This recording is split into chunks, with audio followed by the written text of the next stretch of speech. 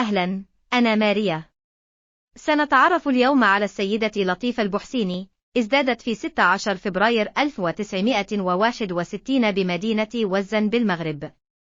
خلال دراستها، كانت مولعة بالقراءة وخاصة الأدب الروسي وأعمال قاسم أمين ونوال السعداوي وسيمون دي بوفوار التي ساهمت في توعيتها بقضايا النساء. عززت ممارستها للرياضة صداقتها بزملائها ومهاراتها الاجتماعية. بعد حصولها على البكالوريا آداب، انتقلت إلى فاس لمتابعة دراستها بالجامعة، وهناك التحقت بالطلبة الديمقراطيين في إطار الاتحاد الوطني لطلبة المغرب، ثم بمنظمة العمل الديمقراطي الشعبي. بعد انتقالها إلى فرنسا لتحضير الدكتوراه، انخرطت في منظمة العمل واهتمت بالقضية الفلسطينية ومختلف القضايا العادلة، وفي صلبها القضية الديمقراطية. نالت الدكتوراه بميزة مشرف جدا وتهاني اللجنة مع توصية بالطبع في موضوع مكانة النساء في الإستغرافيا والكتابات التاريخية المغربية في العصر الوسيط.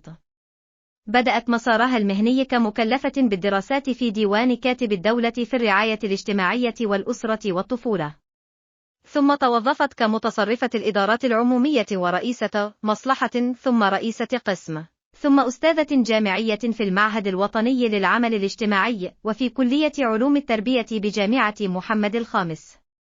أسهمت لطيفة في تأسيس اتحاد العمل النسائي، وهي عضو مجلسها الوطني. كانت عضوا في هيئة تحرير أول جريدة نسائية 8 مارس، وشاركت في أنشطة التعريف بالقضية النسائية وزرع فكرة النسوية وتفكيك منظومة الذكورية.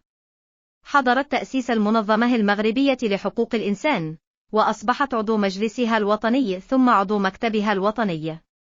ساهمت في إعداد التقرير الموازي للتقرير الحكومي حول إعمال الاتفاقية الدولية للحقوق المدنية والسياسية، ومثلت المنظمة في أشغال تقديم التقرير في مقر الأمم المتحدة بجنيف في 2004، كما شاركت في أنشطة ملف ماضي لانتهاك الجسيمة لحقوق الإنسان.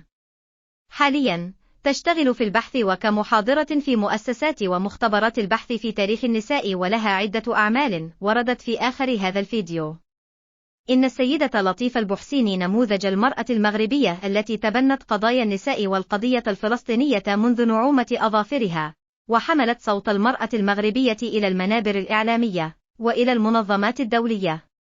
فلنتقاسم سيرتها لتنير طريق شبابنا نحو مغرب يحمي حقوق كل أفراد المجتمع. شكرا وإلى اللقاء.